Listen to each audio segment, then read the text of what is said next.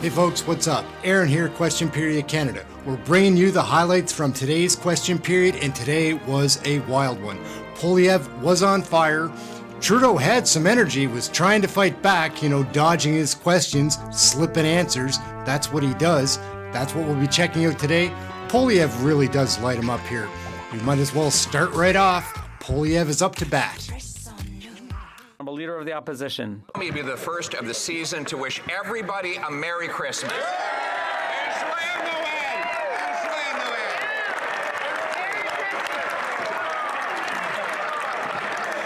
Quelle belle célébration. What a beautiful celebration Christmas is. Including Christmas, Mr. Speaker. But unfortunately, after 8 years, this Prime Minister promises nothing but a carbon-taxed lump of coal for Canadians, really get off the backs of Canadians so that they can enjoy beautiful gifts, maybe even a turkey and a warm meal around the Christmas table this season. The Right Honourable Prime Minister. Mr. Speaker, I'm pleased to point out that we're the government that's phasing out coal, Mr. Speaker, over the opposition of the Leader of the Opposition. We're going to continue to build a better and brighter future for all Canadians, and that includes fighting against climate change so we can ensure that we keep a stronger future for Canadian children to be able to go sledding, but also so that we can make sure that they have better jobs into the future. The climate denialism of the Conservative Party of Canada is putting future white Christmases at risk, and that's why on this side of the House we stand for Christmas.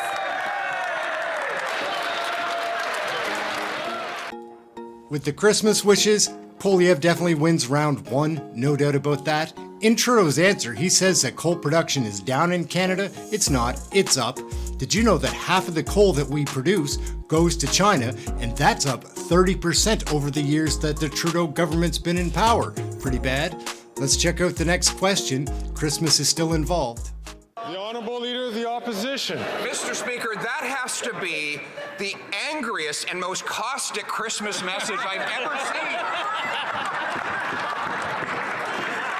No, this is a guy, he hasn't phased out coal despite his theatrics over there, Mr. Speaker. What he's doing is phasing out food because Canadians can't afford it now as he raises carbon taxes on the wonderful farmers that bring it to our table. Why won't he axe the tax on farmers so that Canadians can eat, heat, and house themselves? And why doesn't he be a little less like Scrooge and a little more like Santa Claus?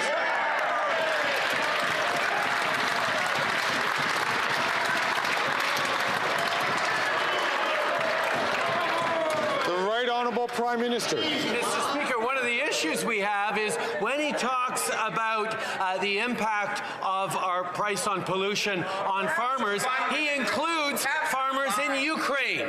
He includes farmers who are busy feeding us and feeding people around the world. He has stood against the free trade deal that Vladimir Zelensky and the Ukrainian people want us to have because he pretends we're imposing a price on pollution on them, which of course we are not. But that is the extent to which he will spin up to make a political attack when it is completely unfounded. We will be there to stand with Ukraine and with Christmas, Mr. Speaker. It's hard to understand where Trudeau's confidence comes from. He's such a goof. All you did was dodge a question, buddy. Why does he got to smirk like that after he gives his answers? Poilievre is now going to take Trudeau to school. He lays a trap. Trudeau takes the bait. It takes a couple of questions. Let's look at the clips. Everything the Prime Minister has said about his carbon tax is proven false. Most recently says that farmers only pay a teeny tiny carbon tax.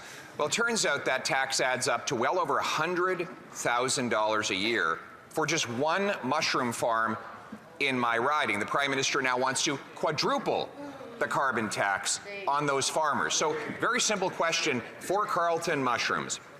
How should they pay for the $400,000 in new taxes? Should they A, raise prices on consumers, or B, cut production so that we import more of our food from dirty foreign economies? The Right Honourable Prime Minister.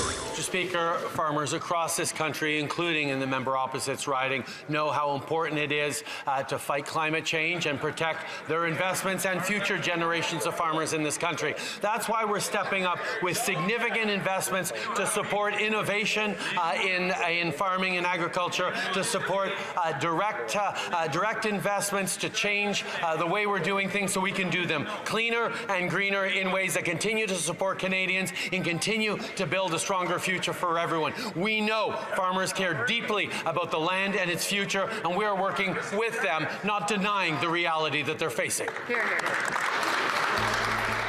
Trudeau doesn't know it, but the trap is set. He dodged that question, didn't really give an answer at all. Poilievre knows this game, though. The trap has been set, and the bait will be taken. The Prime Minister is denying the reality that they're facing. I was asking specifically about Carleton mushrooms. So let's do the math. They're paying over $100,000 today in the Prime Minister's carbon tax. He wants to quadruple that to $400,000 a year. How will they pay for that $400,000? Will they raise prices on consumers who already can't afford food? Or will they just cut production so Canadians buy more expensive foreign food from polluting countries? Yeah. Which one? The Right Honourable Prime Minister. Mr. Speaker, these are the questions that producers and indeed families right across the country are asking about facing an uncertain future with increased climate change, with increased challenges from global supply chains, including related to Russia's illegal invasion of Ukraine that the Conservatives seem to be on the wrong side of. And we are going to continue to work with farmers, with agricultural producers across the country to invest, to innovate, to be able to continue to feed Canadians, and to be able to do that for decades to come, despite a changing climate. So with these experienced politicians, it is pretty hard to trap them, but Poilievre is more experienced than Trudeau, and the trap has been laid and Trudeau's on his way to taking the bait. Poilievre even lets him know that they're making progress on trapping him. Somebody's going to have to answer the question he's asking. So after I asked the question twice, he said, yes, these are the questions that Canadian farmers are facing. So finally, he gets that far. The Medeiros farm is paying $100,000 in carbon taxes. One farm. He wants to quadruple that to well over $400,000. So I'm asking him once again, how are they going to pay that tax? Are they going to raise prices on consumers or cut production so we buy more foreign food from polluting countries? Which one is it? The Right Honourable Prime Minister. Mr. Speaker, we recognize this reality, and that is why we are working with farmers and industries across this country to adapt to the reality of climate change and the challenges of global supply chains. And I can tell you, we will reach out to those farmer community, and we will reach out to that farms and talk to them about how they can meet the coming challenges in the coming years. We will follow up with them and ensure that we're doing everything we can to support them into a changing future. Game, set, match, guys. Poilievre wins. Trudeau just committed to reaching out to a particular farm about this issue in front of the entire nation. He won't be able to take that back, and Poilievre isn't going to forget. See what Poilievre has to say. All right, but this is even more progress. Right now, he says he's going to follow up with Carleton mushrooms, Mr. Speaker. This is a farm that pays $100,000 in carbon taxes now. He wants to quadruple it to $400,000. They don't have any alternative sources. They either power their operations with natural gas or propane, just like farmers have to dry their grains and heat their barns using those same fuel sources. There are no alternatives. So when the Prime Minister follows up with Carleton mushrooms, how is he going to advise them to pay the $400,000 carbon tax bill he's sending them? Is it by raising prices on consumers or cutting food production so we buy foreign food from polluting countries? The Right Honourable Prime Minister.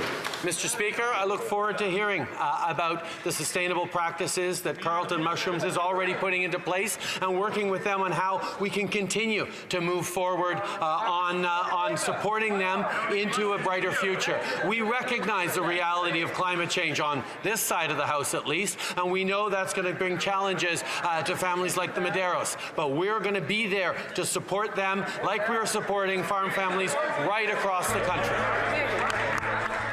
So what did you think? Was that a schooling for Trudeau? Did Poilievre put on a master class? It would seem that he got what he wanted, Trudeau to commit to meeting with these farmers to discuss those issues.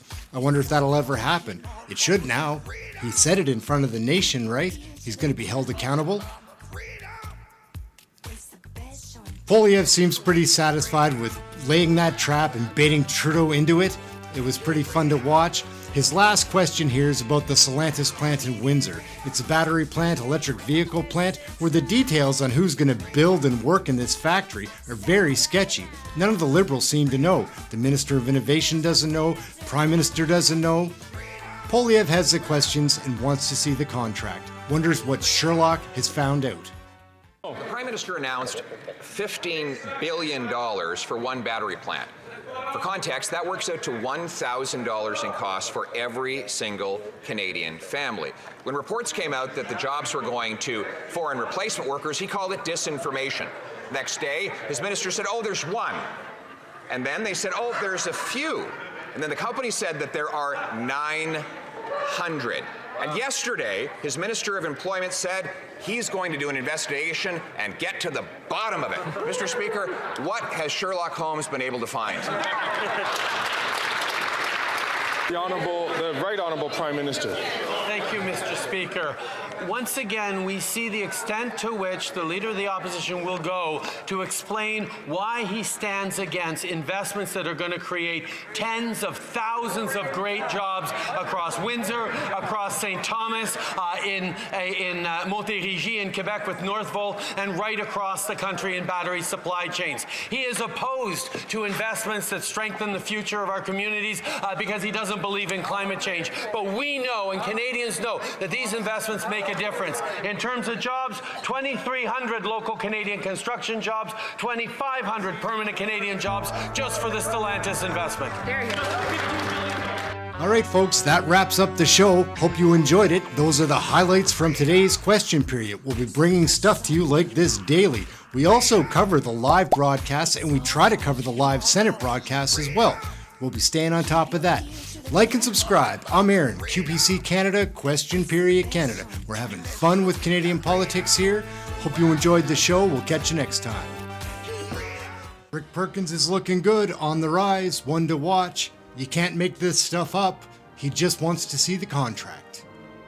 South Shore St. Margaret's. Notice he didn't say Canadian workers, and on top of that, the Minister of Industry said he's going to hold a meeting with the company to find out from the company what their plans are for the contract he negotiated and signed. I can't make this stuff up. He's got to ask the company what's in the contract he negotiated. $15 billion subsidy is going to cost every Canadian family $1,000 in taxes and leave Canadian union workers in the cold.